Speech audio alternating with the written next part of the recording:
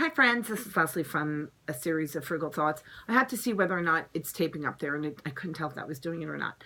I am starting now to do more of these videos, and the last video I think I just did was about these are about some of the books that made an impact on me in my 20s that led me to being a frugal person, hopefully, so that I could live happily with less. And one of the biggest books that I really focused on was called the Tightwad Gazette.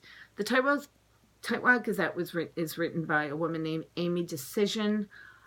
Decision is not pronounced or spelled the way it says it's pronounced.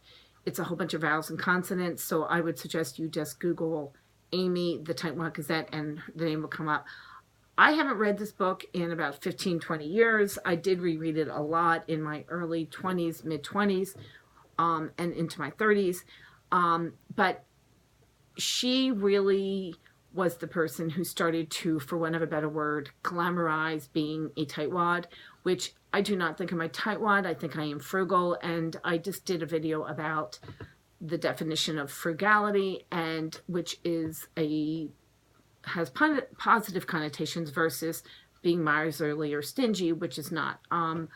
If you watch my other video, the Whole Shebang, you will see that I am, one of the things I do with my the things that I do use is that I'm very generous with the items that I do purchase. So anyway, so you want to be frugal so that you can live, and that was one of the definitions, happily with less. So this book, the Tightwad Gazette, what I liked about that book is that it made me realize that spending money, even if you're saving money, so if you have a $100 jacket and it's on sale for $20, the question is, you're still spending $20. I mean, you're still out $20. You didn't really save $80. You really spent $20. So if it's a $20 item that you will not use, it's still a waste. It's still a waste of your money.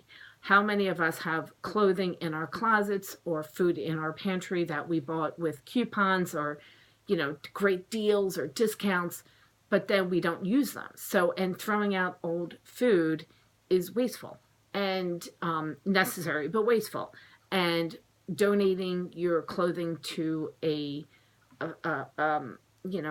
organization that still has tags on, ultimately, even if you save 95% of the cost of that dress and you only paid $5 for it, the reality of it is you wasted the $5. And while the clothing people will appreciate the great dress that you sent them, I'm sure, you ultimately did waste $5 of your own money. And so it taught me that, and I do this all the time, before I make a purchase, I think to myself, do I really want this pen?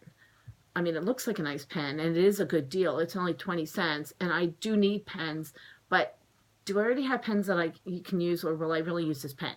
I mean, I don't torture myself over everything, but if it starts to become bigger items, I really do try to think to myself, is this something that I can use in the future, or use right now, and that I will not waste its purchase.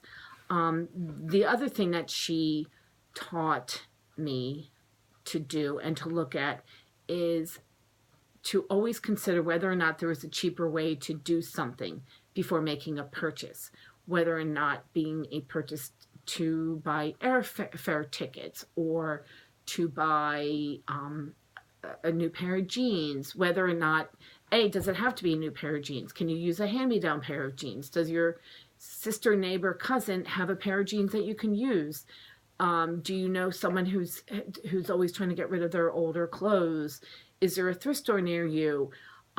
If you do decide to go to the Levi's, Levi's.com and get a pair of jeans for your child, which is perfectly fine if that's what your decision is, do you always go through Ebates in order to make sure you can get the 3 to 5% back that you get through Ebates? Do you use it? So these are the things that I do, and it is not, it sounds like it would be burdensome. It is not burdensome at all. It is just the way I operate, so it's just what I do, and I don't even think twice about it. But anyway, that is a book I highly recommend. It's called The Tightwad Gazette by Amy Decision. It was one of the books that taught me a lot. I think that some of the stuff might be very, very dated. But I think it's also, and the other thing she taught me that I always remember is the value of your time, which has a value. So if you, I don't know how to say this, so that if you're using something and it's saving you, if it's because you're finding ways to do things, if you decide that you are going to make your own pizza instead of buying a pizza, and the pizza costs $10, but you can make one for $3, and you spend 30 minutes saving $7, and you make one for $3 as opposed to buying one for $10, and it takes you half an hour, that gives you an hourly wage for that activity of $14 an hour, so that there is a time value to you saving money. And that as a stay-at-home mom or a stay-at-home person, or someone who's trying to consider, what is this worth it? If I'm buying this pen and ultimately I only save 3 cents versus what it would cost me in another store, and I put 20 minutes into saving 3 cents, it might not be worth me saving 9. If it's 20 minutes, there are 20 minutes in an hour. So for me to save over the course of the hour, the hourly wage for me to purchase this at an alternative would be 9 cents. I might be making this really confusing, but anyway, I hope you get the point. Which maybe the pizza is an easier thing. If I'm making a pizza for $3 versus purchasing it and having it delivered for $10, I'm saving and it saves me 30 minutes of my time, and it took me 30 minutes of my time.